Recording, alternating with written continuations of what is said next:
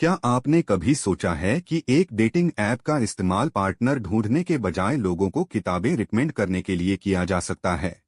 सुनने में अजीब लगता है, लेकिन यही अजीब सा आइडिया एक महिला की टूटी हुई जिंदगी को फिर से जोड़ देता है।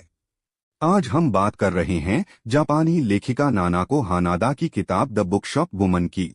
यह कोई कल्पना नहीं, बल्कि नानाको की अपनी सच्ची कहानी है। एक ऐसी महिला की कहानी जिसने जिंदगी के सबसे बिखरे हुए दौर में किताबों और अजनबियों के सहारे खुद को बचाया।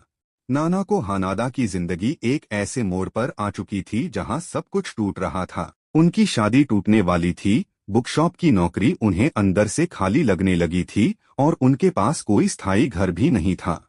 वह अकेली थीं, उलझी हुई थीं, और सबसे ज्यादा परेशान इस सवाल से थीं कि आगे क्या किया जाए। वह लोगों से मिलना तो चाहती थीं, लेकिन सामान्य सामाजिक मिलजोल उन्हें थका देता था। इसी उलझन के बीच उन्होंने एक जापानी डेटिंग ऐप डाउनलोड किया।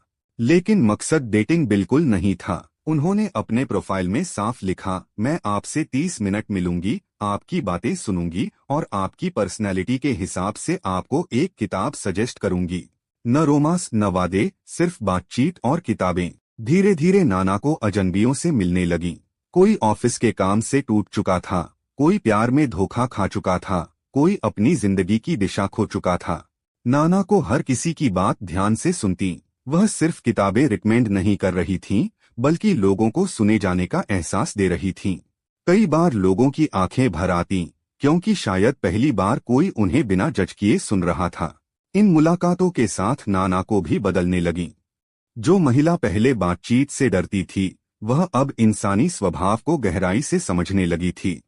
उन्होंने जाना कि हर इंसान अपने अंदर एक कहानी लेकर चलता है, और सही वक्त पर मिली एक किताब किसी दवा की तरह काम कर सकती है। अजनबियों की उलझने सुनते सुनते उनकी अपनी उलझने भी सुलझने लगीं। द बुकशॉप वुमन हमें कुछ बेहद सादे लेकिन गहरे सबक सिखाती है। किताबें सिर्फ पढ़ने की चीज नहीं होती, वे दो अनजान लोगों के बीच पुल बन सकती हैं। अपनी खुशी का रास्ता हमेशा समाज के बनाए हुए नक्शे पर नहीं होता, कई बार आपको खुद अपना रास्ता बनाना पड़ता है।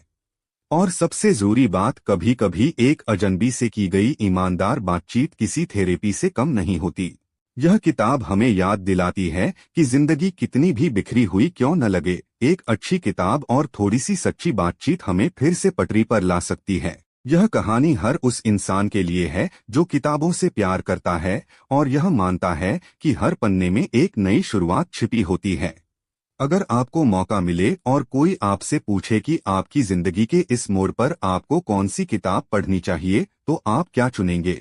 कमेंट में जरूर बताइए।